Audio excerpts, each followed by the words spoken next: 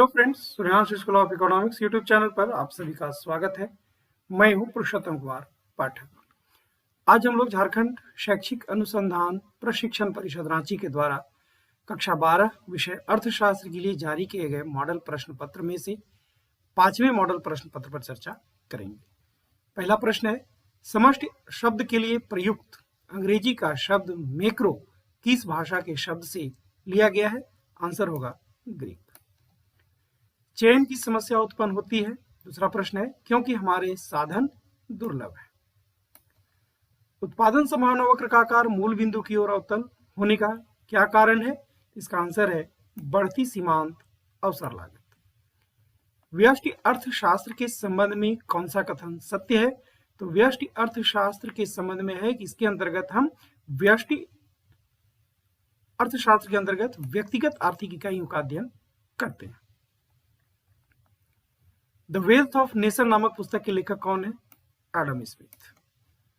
छठवां प्रश्न है, अर्थव्यवस्था की किस केंद्रीय समस्या का संबंध उत्पादन की तकनीक के चयन से है? कैसे उत्पादन करें? क्या उत्पादन करें में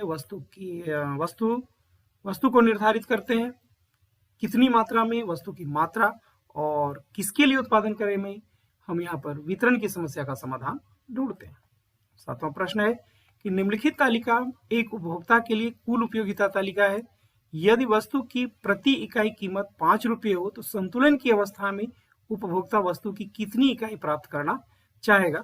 तो वस्तु की जिस इकाई पर वस्तु से मिलने वाली सीमांत उपयोगिता और वस्तु की कीमत आपस में बराबर होगी, वहां पर वो संतुलन की अवस्था में होगा। तो यहाँ पर आप देख रहे हैं, पहली इकाई से कुल उपयोगिता 10 है तो पहली इकाई से सीमांत उपयोगिता भी 10 होगी। दूसरी इकाई से कुल उपयोगिता 18 है तो दूसरी इकाई से कुल सीमांत उपयोगिता होगी 8। तीसरी इकाई की सीमांत उपयोगिता होगी 7।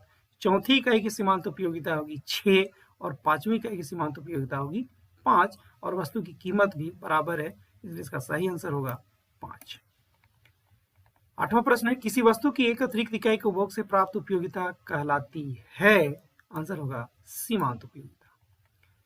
एक उपभोक्ता दो वस्तुओं के दो बंडलों ए जिसमें समोसा 5 है कचौड़ी 4 और बी समोसा 5 और कचौड़ी 6 के बीच तटस्थ है। तटस्थ है मतलब उदासीन है, लेकिन यहाँ पर हम देख रहे हैं कि बी बंडल में कचौड़ी ए बंडल की तुलना में अधिक है। इसका मतलब है कि उपभोक्ता बी बंडल को पसंद करेगा, तो तटस्थ नहीं होगा, इसलिए इसका आंसर होगा बी असत्य है। 10वां प्रश्न है कि यदि वस्तु की मांग वक्र का समीकरण दिया हुआ है तो वस्तु की प्रति इकाई कीमत 1 रुपये होने पर वस्तु की मांग मात्रा क्या होगी? तो इस समीकरण में पी का मान 1 रखेंगे तो आंसर होगा 15 - 2 = 13। 11वां प्रश्न है कि यदि किसी वस्तु का मांग फलन दिया हुआ है Q = 1/P, इसको एक काम करें, क्रॉस मल्टीप्लाई कर दें तो P × Q = 1 होगा, जो कि स्थिर है। इसका मतलब है कि इस मांग वक्र के प्रत्येक बिंदु पर उपभोक्ता का व्यय खर्च एक समान है और वो 1 के बराबर है, तो इसलिए मांग की कीमत रोज का मान 1 के बराबर होगा।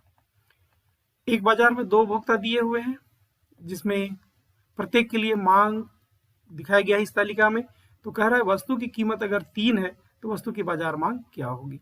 तो वस्तु की बाजार मांग मात्रा है व्यक्तिगत मांग मात्राओं का योग। तो वस्तु की कीमत 3 पर पहला उपभोक्ता 7 इकाई की मांग कर रहा है और दूसरा उपभोक्ता 18 इकाई की मांग कर रहा है,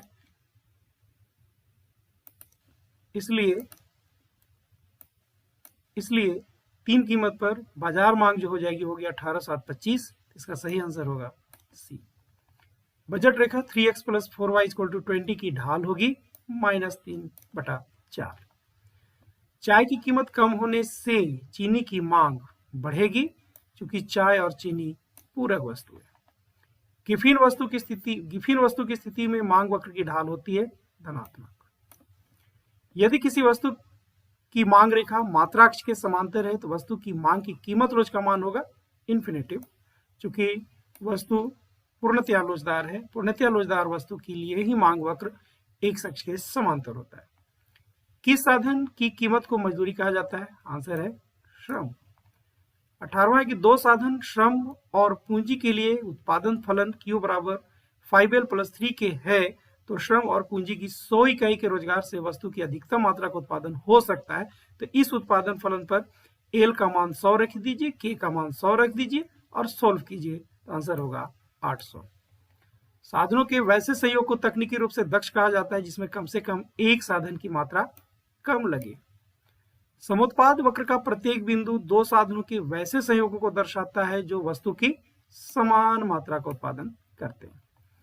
दो साधनों एल और के, एल श्रम है, के पूंजी है, उत्पादन फलन दिया हुआ है, तो पूंजी की 0 इकाई के रोजगार से कुल उत्पादन क्या होगा, तो इस उत्पादन फलन में के का मान 0 रख देंगे तो आंसर होगा 0। 22वां प्रश्न है निम्नलिखित में से किस वक्र का आकार यू आकार का होता है, तो औसत परिवर्तनशील लागत। कॉफ डगलस उत्पादन फलन Q = AL to the power A K to the power B में पैमाने का ह्रासमान प्रतिफल होगा जब A + B का मान 1 से कम होगा। 24वां प्रश्न है निम्नलिखित में से परिवर्तनशील लागत का एक उदाहरण है कच्चे माल पर किया गया खर्च, बाकी सभी स्थिर लागत का उदाहरण है। औसत लागत में वृद्धि होगी जब सीमांत लागत का मान औसत लागत से अधिक होगा, मतलब सीमांत लागत औसत लागत से अधिक होगी तो औसत लागत में वृद्धि होगी। उत्पादन फलन दिया हुआ है Q = 5 L to the power 0.5 K to the power 0.5 में पैमाने का कौन सा प्रतिफल प्राप्त होगा, तो 0.5 और 0.5 को ऐड कर देंगे तो आंसर होगा 1, इसलिए यहां पर होगा स्थिर पैमाने का स्थिर प्रतिफल। 27वां प्रश्न है कि एक वस्तु का पूर्ति वक्र निम्न रेखा चित्र से दर्शाया गया है। एस डैश पूर्ति वक्र है, तो पूर्ति वक्र से पूर्ति की कीमत लोच का मान क्या होगा, तो पूर्ति वक्र जो है वो कीमत अक्ष को प्रतिच्छेद कर रहा है, इसलिए इस परिस्थिति में पूर्ति की कीमत लोच का मान 1 से अधिक होगा। 28वां प्रश्न है मांग अधिक की स्थिति उत्पन्न होती है जब पूर्ति की तुलना में मांग अधिक होती है, सी आंसर। 29वां प्रश्न है बाजार संतुलन के संबंध में कौन सा कथन सत्य है, बाजार संतुलन की स्थिति में मांग और पूर्ति दोनों बराबर होती है, सही है। मांग अधिक शून्य होता है, मांग अधिक शून्य होता है मतलब जितनी पूर्ति उतनी ही मांग अधिक नहीं है, और पूर्ति अधिक का मतलब है कि जितनी मांग उतनी पूर्ति, कहने का मतलब है ए और बी सी तीनों सही है, इसलिए इसका आंसर होगा। 30वां प्रश्न है कि किसी वस्तु की कीमत में 4% की कमी करने से उसकी पूर्ति की मात्रा 3% की कमी हो जाती है। यहाँ पर वृद्धि टाइपो एरर है, टाइपिंग करने में एरर हुआ है, तो यहाँ पर पूर्ति की स्थिति में कीमत और पूर्ति की मात्रा में प्रत्यक्ष संबंध होता है, इसलिए यहाँ पर कमी होगी, तो 3% की कमी हो जाती है तो वस्तु की पूर्ति सापेक्षिक बेलोचदार होगी। 31वां प्रश्न है यदि अल्पकाल में एक पूर्ण प्रतियोगी फर्म के लिए वस्तु की कीमत औसत परिवर्तनशील लागत से कम है, औसत परिवर्तनशील लागत से कम होने का मतलब है कि वो शटडाउन पॉइंट है। शटडाउन पॉइंट मतलब अब फर्म जो है उत्पादन बंद कर देगा, तो ऐसी स्थिति में वो 0 इकाई का उत्पादन करेगा। 32वां प्रश्न है एक बाजार में फर्मों की संख्या में कमी होने से वस्तु की पूर्ति कम हो जाएगी, इसका सही आंसर होगा ए। 33 प्रश्न है बाजार में पूर्ति अधिक की स्थिति उत्पन्न होती है जब वस्तु की मांग की तुलना में पूर्ति अधिक हो।